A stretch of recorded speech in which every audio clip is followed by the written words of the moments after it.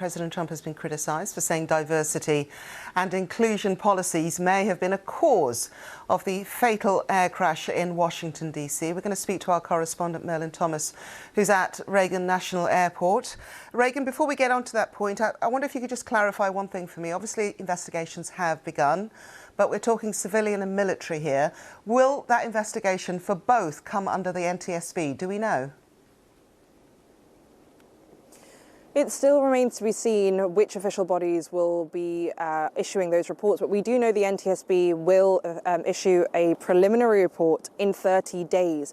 But that is still a long way to go for many of those who are seeking answers to this fatal crash and this tragedy that has taken place. For now, the recovery operation has been paused because the conditions have been deemed too difficult to work in.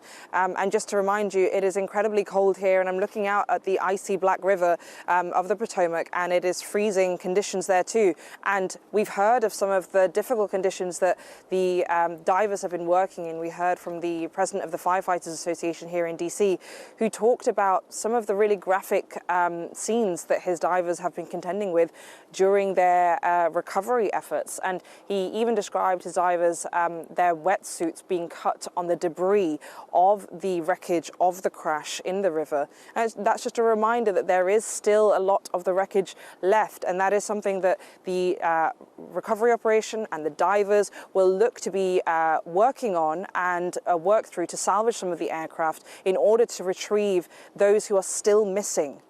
A very delicate operation because obviously you're in a river, moving water. You don't want to lose those bodies. Let's turn to comments made by President Trump. What exactly has he said, and why is there outrage in a matter of hours since this incident? So President Donald Trump has appeared to link diversity hires in the aviation sector with the cause of this fatal crash.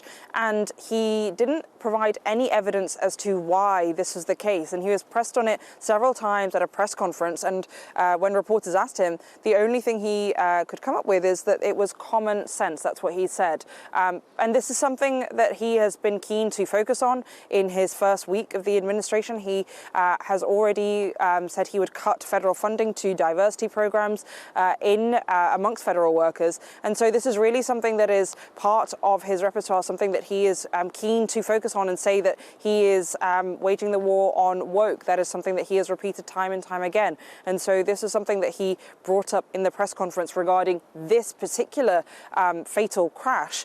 And it's been met with fierce criticism. So former Transportation Secretary Pete Buttigieg called his comments despicable, and U.S. House Senate leader Chuck Schumer called his comments idle speculation.